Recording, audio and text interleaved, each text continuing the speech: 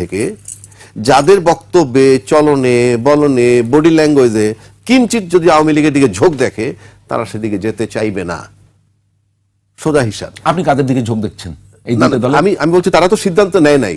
যদি তারা মনে করে যে রাজ্জাকী সাহেব দাঁড়াইছে নির্বাচনে কিন্তু আওয়ামী লীগের একটু ঝোঁক আছে, আমি এই ভোটগুলা পাবো না। আমি তো এটা বুঝেছি, আপনার বিবেচনায় আওয়ামী লীগের দিকে ঝোঁক কাদের? বিএনপি না জামায়াতের? না, সেটা তো ভোটাররা বিবেচনায় নিবে না, আপনার বিবেচনায়? ভোটাররা বিবেচনায় নিবে, বারবার বলতেছি। ভোটার ডিসাইড করবে। কারণ আমি কোন দিকে আছি, আমি নীলুফার দিকে আছি, ডাজ ইট মিন যে সব তার দিকে আছে? সুতরাং এটা ভোটাররা ডিসাইড করবে। আমি আপনাকে বলছি, ভোটাররা কিন্তু 5 আগস্টের পর থেকে আজকে পর্যন্ত এবং নির্বাচন পর্যন্ত বিবেচনায় নিবে। বিএনপি কি খুব মানে খুব ফেভারেবল কন্ডিশনে আছে? আমি বলি আপনাকে এই প্রশ্নটা করে, নীলুফার চৌধুরী মনে আপনার কাছে আসবো, রাজ্জাকী সাহেবের কাছ থেকে শুনি এটা। ধরেন এখন বেগম খালেদা জিয়া অসুস্থ আছে, তো এটা হচ্ছে রাজনীতির নেতৃত্বে একটা চাপ। আমি ওখানে আসছি, আমি আর প্রশ্নটা করে নিই। তারপরে তারেক রহমান সাহেবের দেশে ফেরা না ফেরা নিয়ে কথা আছে। তো এক ধরনের কিন্তু স্ট্যাগনেন্ট পরিস্থিতি অলরেডি বিএনপিতে ক্রিয়েট হয়েছে।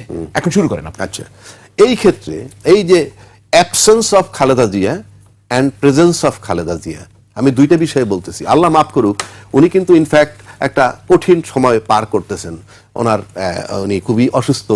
তবে একটা ইন্টারেস্টিং ব্যাপার আমি অবজার্ভ করলাম যে দুইজন দায়িত্বশীল ব্যক্তি কিন্তু, আপনারা যদি জানেন, আমি মনে করি নীলুফার মনিও আপনারা জানেন, ডক্টর জাহিদ সাহেব বলছেন কিন্তু যে মেডিসিন রেসপন্ডিং একটা কথা বলছেন, অর্থাৎ মেডিসিন কাজ করছে, অর্থাৎ উনি স্বাভাবিক মানে ফেরত আসতেছেন, এরকম বিষয়টা এরকম যে ডেভেলপ করতেছে। উনি যদি ডেভেলপ করে এবং সে কারণে বলছে যেহেতু মেডিসিন রেসপন্ডিং, তাই তাকে বিদেশ নেওয়ার চিন্তা আমরা করছি না এই মুহূর্তে। পাশাপাশি আরেকজন দায়িত্বশীল ব্যক্তি পার্টির মহাসচিব বলছেন, কি বলছেন, যে ওনার এত বেশি ডেটোরিয়েট করছে যে ওনাকে বিদেশ নেওয়া যাচ্ছে না। দুইটা কথা কিন্তু দুই ধরনের। এখন প্রশ্ন হচ্ছে এই যে দুই রকমের কথা, এটা কিন্তু কিছুটা ক্রাইসিস তৈরি করবে। এক, দুই, এবার আসেন অ্যাবসেন্স অফ খালেদা জিয়া। যদি আমি বলছি উনি মারা যাচ্ছেন তা নয়, আমি বলছি যদি লন্ডন চলে যান, লন্ডন চলে গেলে কি হবে?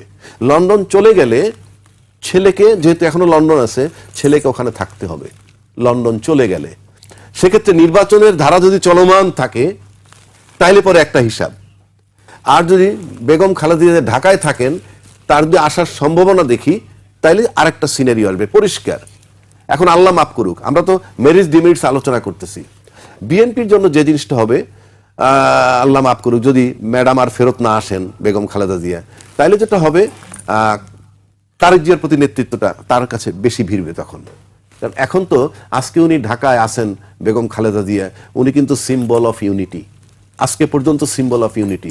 কিন্তু যখনই কোনো কারণে যদি উনি মাইনাস হয়ে যান, মানে আল্লাহ মাফ করুক, তাহলে কিন্তু তখন এই নেতৃত্বটা ফর টাইমের সাথে সাথে চলে যাবে তার। মুখে যত গল্পই করি, যেই পার্টিগুলা পরিবার ভিত্তিক, সত্য কথা যেটা, যে পার্টি পরিবার ভিত্তিক, সেখানে মনে করেন স্ট্যান্ডিং কমিটির 50টা নেতা প্লাস একসাথ হইলেও ওই একজন নেতার সমান হয় না।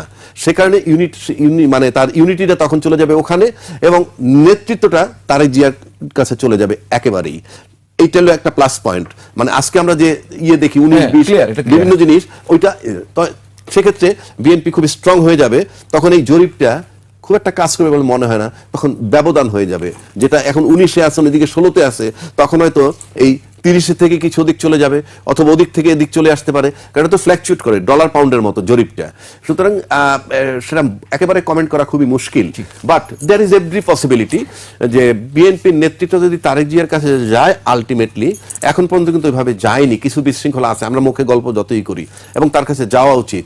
এক, দুই হচ্ছে দেশের এইরকম একটা সিচুয়েশনে একটা কথা আছে যে -4 একটা কথা চলতেছে। আমি যদিও সেটা গুরুত্ব দিই না, সেটা আমার কাছে অন্য ব্যাখ্যা, কিন্তু তেমন -4 আলোচনাটা একটা বিরতি নিয়েই আসি। দর্শক, ফ্যাক্ট চেকে একটা বিরতি নিচ্ছি। মোকাবেলা করা যায়, কিন্তু অদৃশ্য ষড়যন্ত্রের মোকাবেলা করা যায় না। এখানে যে -4 এটা -2 থিওরি, মানে দুইটা দল থিওরি আমরা আগে মনে করতাম, কিন্তু দল তো আসলে বিদেশিরা যত চেষ্টাই করুক জিওপলিটিক্স বা দেশের একটা আভ্যন্তরীণ মানে কি বলবো ষড়যন্ত্রকারী যত কিছুই মনে করুক না কেন, সম্ভব না দুইটা দলকে শেষ করে দেওয়ার।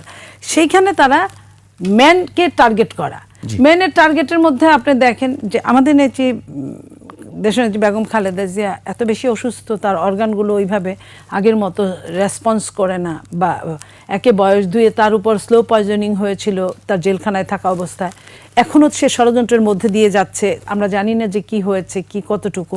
আমরা ডাক্তার জাহিদ সাহেব যা বলছেন আমরা সেটাকে বিশ্বাস করে আমরা চলছি। সেইখানে আমি সর্বশেষ শুনলাম যে সিটি স্ক্যানেও তার রেজাল্ট ভালো আসছে, মাথার রেজাল্টটা। তো আমরা আশা করছি যে উনি ভালো হয়ে যাবেন এবং আমাদের মাঝে হয়তো আগের মতো ওইভাবে ফিরে আসতে না পারলেও কিছু কিছু জিনিস উপস্থিতি অনেক বড় কিছু, ওনার উপস্থিতি বিএনপির অনেক বড় কিছু, নাম্বার 1। নাম্বার 2, যদি কিছু হয়, আল্লাহ না করুক, যদি কিছু হয়, আমি আপনাকে ওই কথাটা বলতে চাই যে আপনার এই 5ই আগস্টের পরেও দেশনেত্রী বেগম খালেদা জিয়া 4 মাসের জন্য লন্ডনে ছিলেন চিকিৎসার জন্য। তখন আমাদের অ্যাক্টিং চেয়ারম্যান ওনার সন্তান, উনিও ছিলেন, উনি বহু বছর আছেন, 17 বছর 18 বছর। তো সেইখানে যদি চলতে পারে দল তো কোনোখানে অসামঞ্জস্যভাবে চলে না, চলছে যেভাবে আগে চলতো ওইভাবেই চলছে, তাহলে ইলেকশনের সময় চলতে সমস্যাটা কোথায়? ওনাদের হয়ে তো স্ট্যান্ডিং কমিটি এত বড় আছে, না সমস্যা তো নাই, স্ট্যান্ডিং কিন্তু কমিটি তারেক রহমান সাহেব তো অলরেডি প্রার্থী হওয়ার ঘোষণা দিয়েছেন। হ্যাঁ, প্রার্থী হওয়ার ঘোষণা দিয়েছেন এবং আমরা বিশ্বাস করি যে উনি প্রার্থী হবেন যদি নির্বাচনটা হয়। নির্বাচন নিয়ে আপনাদের ভিতরে কোনো শঙ্কা আছে? আমাদের মধ্যে এখনো শঙ্কা আছে। কেন? এই জন্য শঙ্কা আছে, আমরা যেমন ধরেন ওই যে বলে না যে আকাশে বিদ্যুৎ চমকিয়েছে, রাজা মৃত্যুবরণ করেছে, সুতরাং বিদ্যুৎই রাজার মৃত্যুর কারণ চমকানো, ওরকম দেশনেত্রী বেগম খালেদা জিয়া অসুস্থ হয়েছে, এনসিপি ইতিমধ্যেই বলেছে যে নির্বাচন তফসিল ওনার দিকে তাকিয়ে পিছানোর কথা। কিংবা আপনার আরেকটা মৌলবাদী দল যখন বলে যে এটা না হলে দেশে জেনোসাইড হতে পারে নির্বাচনের সময়, তো এই কথাগুলো, জেনোসাইডটাকে আমরা কিন্তু হালকা করে ধরতে পারি না। সরকারের যে হ্যান্ডসগুলো শক্তিশালী হওয়ার কথা নির্বাচনকে সামনে রেখে, একটা হ্যান্ডসও শক্তিশালী হয় নাই। আপনার অস্ত্র উদ্ধার হয় নাই থানা থেকে, যে পরিমাণ অস্ত্র লুট হয়েছিল, যে পরিমাণ গুলি লুট হয়েছিল, গুলি তো কোনোটাই আসে নাই। অস্ত্র এখনো 3 ভাগের 1 ভাগ অস্ত্র এখনো ফিরে নাই, এবং সেটার জন্য সরকারকে কোনো নরণচরণ আমরা দেখছি না। বৈধ অস্ত্র যে জমা নেওয়া সেটাও করে নাই, এবং অস্ত্র যে আরো ইলিগ্যাল অস্ত্র যে রাষ্ট্রের মধ্যে অনেক জায়গায় ভর্তি সেগুলোও কোনো চিন্তা করে নাই। তো সেইখানে অস্ত্রের কথা বলেন, প্রশাসন, যে প্রশাসনের হাতে আপনার অশুভ নির্বাচন ছিল অনেকগুলো, 2-3টা আমিডামি নির্বাচন, নিশিরাতের নির্বাচন, বিনা ভোটের নির্বাচন, এই নির্বাচনগুলো ছিল। এখন তো লটারি করে দিয়েছে। লটারি করলে কি আপনার অসৎ, ধরেন আপনি অসৎ লোক, আপনার অসততা কি লটারিতে চলে যাবে? আপনি কোথাও না কোথাও তো পড়বেন, তো যেখানে পড়বেন সেখানে কতটা ডিজাস্টার আপনি করবেন আপনি নিজে বলেন তো। সব লটারিটা কোন প্রসেসে করছে? আর লটারি করার জন্য কি আপনার মেধা? তাহলে তো ইলেকশনটাও আপনি লটারি করে দিতে পারেন 2 দিন পরে, যে এত টাকা খরচ হবে, দরকার কি, আসেন লটারি করি। যে এলাকায় লটারি করা যায়, ধরেন লটারি চাইলে আপনি সবকিছু লটারি করতে পারেন। আপনি যখন একটা ক্যাডার বেস, যেটা আপনি ক্যাডারদের উপরে লটারি করছেন, আপনি ওসির উপরে লটারি করছেন, আপনি তাহলে লটারি করলে আপনি এমপির উপরে লটারি করতে পারেন 2 দিন পরে, আপনি আরো উপদেষ্টার উপরে লটারি করতে পারেন, যেটা বলেন আরো উপর আপনি প্রাইম মিনিস্টারের উপরে লটারি করতে পারেন, আপনি রাষ্ট্রপতির উপরেও লটারি করতে পারেন। লটারিতে তো আপনারা নিষেধ করে নাই, আপনি কতটা আপনার ক্ষমতার অপব্যবহার করছেন, এটা হচ্ছে মেইন কথা। আপনি আপনার ক্ষমতার অপব্যবহার করে লটারি করেছেন, এবং লটারি কোন প্রসেসে করেছেন? সেটা কি ধরেন 20, 21, 22, 23, 24 বিসিএস ক্যাডারদের উপর, সবগুলো ক্যাডারদের উপর, নাকি আপনি আগে সিলেকশন করেছেন আপনার মতানুযায়ী, যে এলাকায় পড়ুক, আমার এলাকায় ওই এলাকায় ভোটার আছে, আমার ক্যান্ডিডেট আছে, আপনি যেখানেই ফেলেন। আপনি লটারিটা কিভাবে করেছেন এটা জনগণের সামনে খোলাসা করেন না।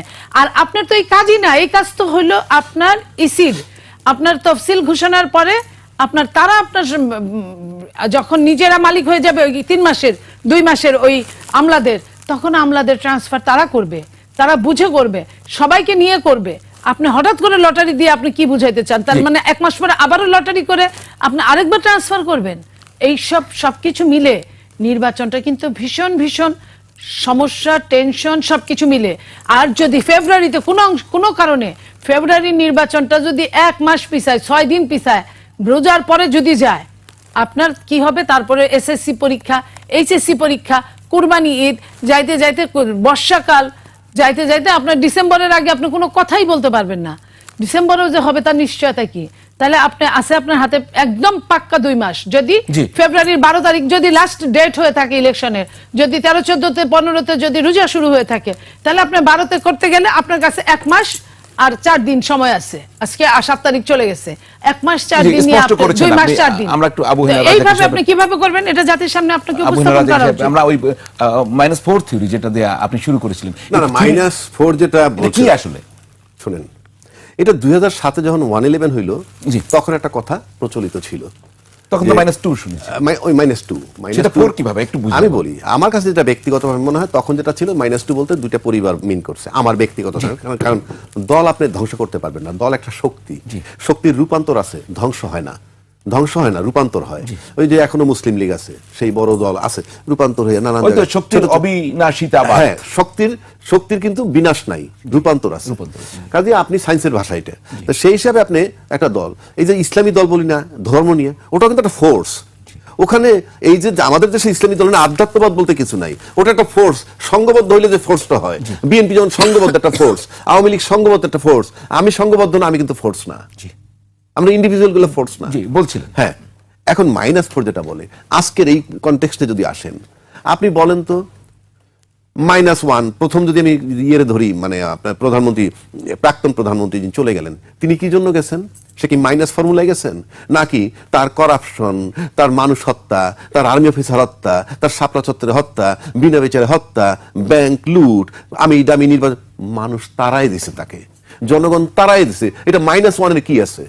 তারপরে যখন সে চলে গেল, তার বিরুদ্ধে মামলা শুরু হয়েছে, মামলায় ওনার ফ্যামিলি, ওনার বোন, ছেলে মেয়ে সব দণ্ডপ্রাপ্ত হয়েছে, সে কারণে মাইনাস হয়ে গেছে। এটা তো তারা কেউ মাইনাস করে গেল নাই, এটা, হ্যাঁ।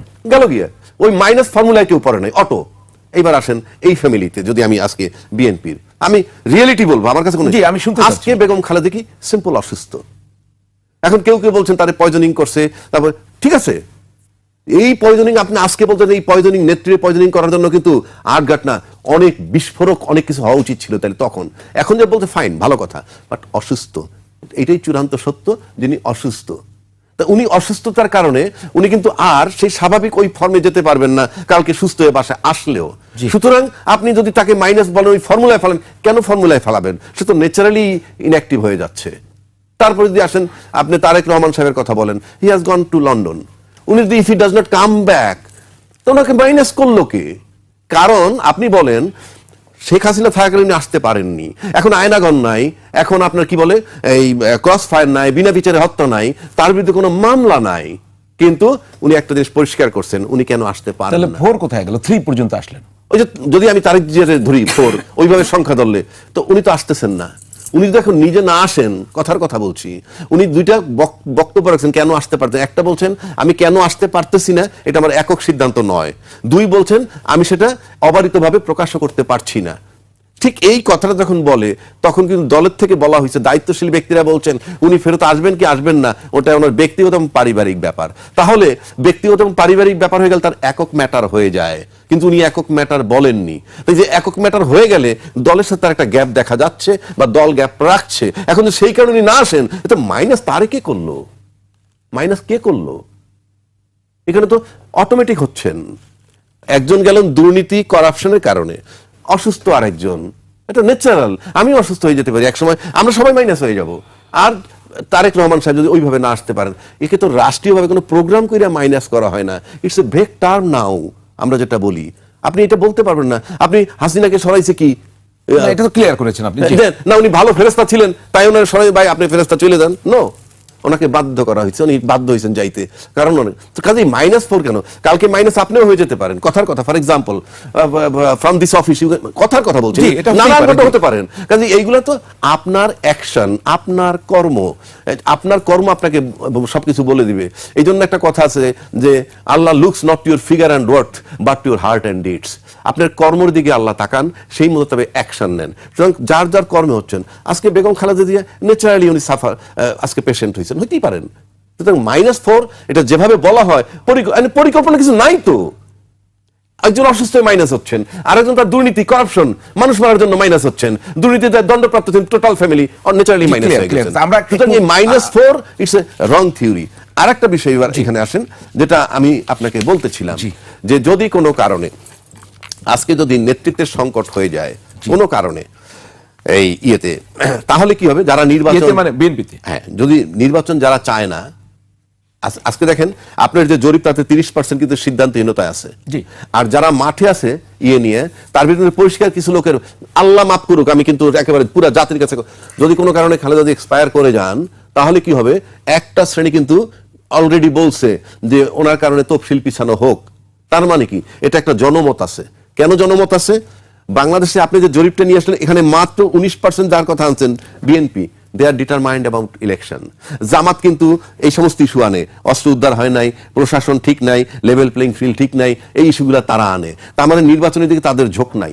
আবার এনসিপি বলছে যদি বেগম খালেদা জিয়ার কিছু হয় তাহলে নির্বাচন পিছাইতে চায় তারা, আর আওয়ামী লীগ তাকে আমি অফ রাখলাম।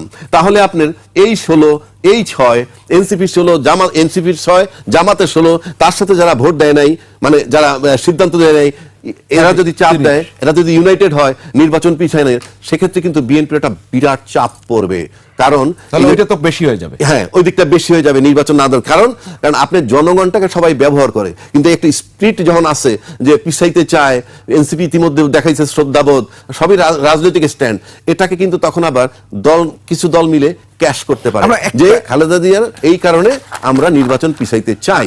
আমরা জরিপকে যতই না নেগেট করি, তবু আমি বলতে চাই ইন্টারন্যাশনাল রিপাবলিকান ইনস্টিটিউট IRI জরিপ পছন্দের শীর্ষে কিন্তু জামায়াত ইসলামী, পছন্দের শীর্ষে। আমরা যদি একটু সেই কার্ডটা দেখাতে পারি, দেখবেন যে সেখানে বলা হচ্ছে যে কাজকর্ম পছন্দ করে জামায়াত ইসলামীর 53% মানুষ, বিএনপির কাজকর্ম পছন্দ করে 51% মানুষ, এনসিপির কাজকর্ম পছন্দ করে 38% মানুষ, ইসলামী আন্দোলন বাংলাদেশের পছন্দের কথা জানিয়েছেন 33% মানুষ, এবং কার্যক্রম নিষিদ্ধ আওয়ামী লীগকে পছন্দ করছেন 25% মানুষ কাজকর্ম।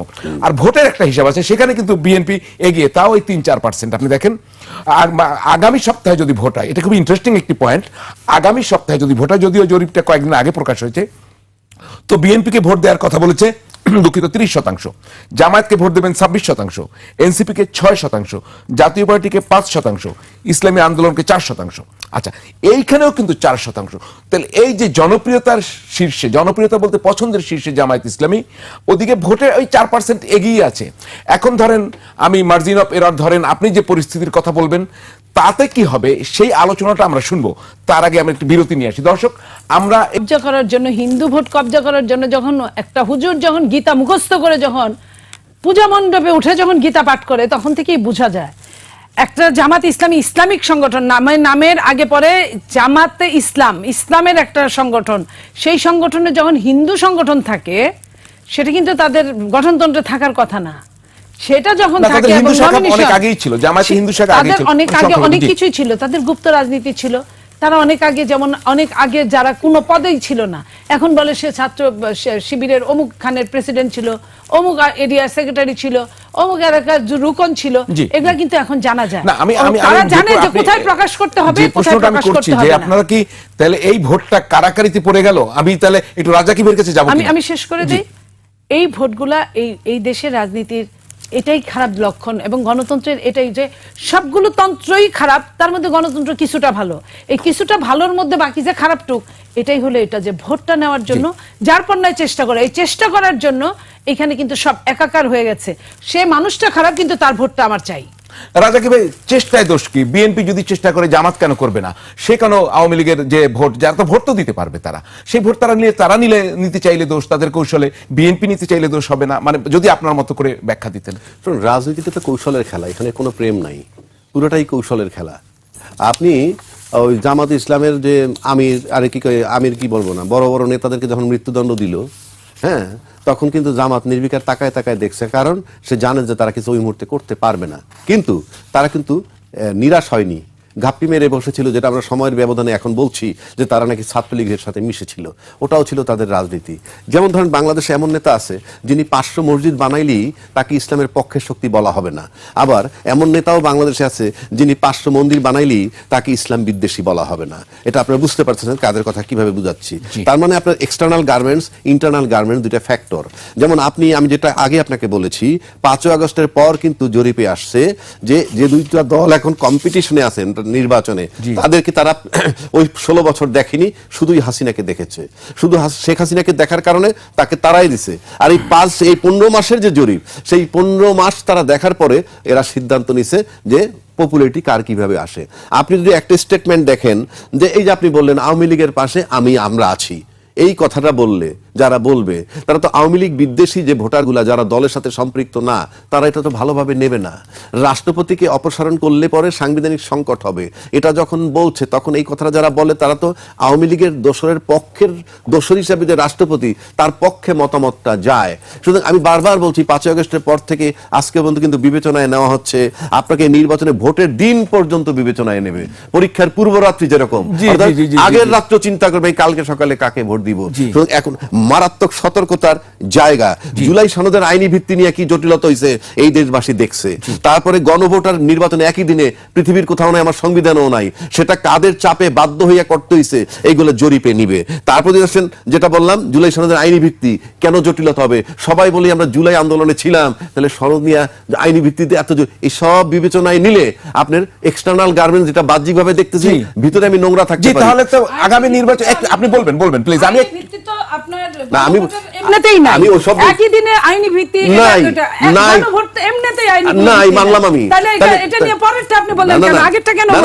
যাচ্ছি কেন তাইলে 100% সংবিধানে নাই, সংবিধান বহির্ভূত ভাবে যাচ্ছি কেন? একটা জাতি সবাই মিলেমিশে সংবিধান বহির্ভূত ভাবে যাচ্ছি, যার সংবিধানে নাই, কোথাও নাই। কিন্তু এটা কিন্তু এই 15 মাসের কর্মকাণ্ডের মধ্যে নতুন যে 30% তারা বিবেচনায়। একটি প্রশ্ন আপনাকে করতেই চাই রাজ্জাকি সাহেব, সেটি হচ্ছে যে তাহলে ভোটের রেজাল্ট আনসার্টেন হয়ে গেল, মানে আমরা এখন স্বচ্ছভাবে বুঝতে পারি না। এই যে 30% আগামী দিনে আরো আপসেট হতে পারে, তো আরো ঘটনা ঘটতে পারে। ভোটের রেজাল্ট আপনার আজকে থেকে মানে ফ্রম ডে 1 5 আগস্টের পর থেকে 2 মাস 3 মাস 4 মাস 6 মাস যদি ধরেন, যেটা যেভাবে ছিল আস্তে আস্তে কিন্তু অনিশ্চয়তার দিকে, যেমন চক্ষু বন্ধ করে আপনি পাশ করে যাবেন সেই রকম যে জায়গাগুলো ছিল, আমার মনে হয় না খুব ইজি সেই জায়গাগুলো আছে। এর মানে এই না যে কালকে জামাত বা অন্য কোনো দল ভোটে জিতে যাবে, কিন্তু একেবারে ওই ব্ল্যাঙ্ক চেকের মতো নেই আর কি মনে হয় আমার কাছে। জি, নীলুফার চৌধুরী মনি, 1 মিনিট শেষ কথা আপনাকে দিচ্ছি। দেখেন, আমি এটা বলতে চাই, ভোটের যে এই রেজাল্ট এখানে আগামী যাই বলেন না কেন, ভোট হলো অন্য হিসাব। আপনার মনে আছে 1991 সালের যে ভোটটা হয়েছিল, সেখানে কিন্তু আওয়ামী লীগ পাস, আওয়ামী লীগ মন্ত্রী পরিষদও গঠন করে ফেলেছিল। বিএনপি নিয়ে কোনো পত্রিকা কোনো কিছু, তখন হয়তো টকশো ছিল না, আলোচনা ছিল না, কিন্তু পরবর্তীতে আমরা কি দেখেছি, আমরা বিএনপিকেই ক্ষমতায় আসতে দেখেছি। এবং একটা বোধহয় ইনকিলাব পত্রিকা বোধহয় কিছুটা লিখেছিল, ঠিক একই জায়গায় বলছি, এইসব জরিপ টরিপ কিছুই হবে না। জনগণ যদি ভোট দিতে পারে, ভোটটা কাকে দিবে, যদি লেভেল প্লেইং ফিল্ড হয়, তাহলে আমরা ধরে নিতে পারি যে লেভেল প্লেইং ফিল্ড কাকে চাচ্ছে, আমরা আমার ভোটটা আমি দিব, যাকে খুশি তাকে দিব। এইটাই আপনাদের চাওয়া উচিত প্রত্যেকটা সাংবাদিকের। তাহলে কি রেজাল্ট সম্পর্কে এখনই ধারণা করে ফেলতে পারবেন আপনি? আমি ধারণা না, রেজাল্ট যার পক্ষে যে কোনো অসুবিধা নাই, যদি লেভেল প্লেইং ফিল্ড হয়। লেভেল প্লেইং ফিল্ড, আমি আবারও বলছি, আমার ভোট দেওয়ার নিশ্চয়তা দিতে হবে, আমি ভোট দিয়ে বাড়ি ফিরে যাওয়ার নিশ্চয়তা দিতে হবে, আমার ব্যালট বাক্সের উপর হাত দেওয়া যাবে না, আমার সুন্দর মতো ভোট কাউন্ট করতে হবে, আমার রিটার্নিং অফিসার যেন নিরপেক্ষ থাকে সেটার ব্যবস্থা করতে হবে, আমার পুলিশ যেন আমাকে শেষ টাইম পর্যন্ত হৃদয়ের ভিতরে মনোবল নিয়ে সমস্যা আছে। রাজ্জাকি সাহেব, যদি আবু রাজ্জাকি সাহেব লেভেল প্লেইং ফিল্ডের কথা যেমন নীলুফার চৌধুরী মনি বলছেন, জামাত ইসলামী বলছে, এনসিপি বলছে, সব দলই বলছে, তাহলে সমস্যাটি কোথায়? কেন উনি আতঙ্কিত? তার মানে লেভেল প্লেইং ফিল্ড আদৌ ঠিক আছে বলছে, থাকলে এই যে থাকলে তার মানে নাই, এখন পর্যন্ত নাই হয়তো বা ওনার কাছে। এটা আমি বারবার বলছি, আমরা কিন্তু নির্বাচন চাচ্ছি, কিন্তু কোনো দল সিনা টান করে বলেনি যে লেভেল প্লেইং ফিল্ড ঠিক আছে, প্রশাসন ঠিক আছে, এইটা কিন্তু কোনো দল এখন পর্যন্ত বলতে পারেনি। তো আপনি নির্বাচনে যাচ্ছেন, তার আগে আপনি এটা এনশিওর করবেন না যে লেভেল প্লেইং ফিল্ড ঠিক আছে কিনা। আর যদি এমনও শুনি জামাত নাকি প্রশাসন সাজায় রাখছে, সব জায়গায় ভইরে ফেলছে, কোথায় আমরা শুনি, তো জামাত যদি প্রশাসন ভইরেই ফেলায়, তাহলে আপনি নির্বাচনে যাচ্ছেন কোন সাহসে? কথার কথা বলছেন, কোন সাহসে যাচ্ছেন? আমি নির্বাচনে যাচ্ছি কারণ আমি জনগণ এবং সমস্ত বাংলাদেশের যে সরকারটা আসছে, সেই সরকারটাকে এখনো আমি বিশ্বাস করি যে তার কোনো দল নাই, সো দ্যাট সে সবার জন্য নিরপেক্ষ থাকবে। ধন্যবাদ নীলুফার চৌধুরী মনি, আপনাকে অসংখ্য ধন্যবাদ। আবু হেনা রাজ্জাকি, আপনাকে অসংখ্য ধন্যবাদ। দর্শক, আপনারা জানেন প্রতি রোববার রাত 10টায় এই ফ্যাক্ট চেক সম্প্রচারিত হয়। আগামী রোববার পর্যন্ত আপনাদের কাছ থেকে বিদায় নিচ্ছি। সে পর্যন্ত সবাই ভালো থাকবেন। শুভরাত্রি।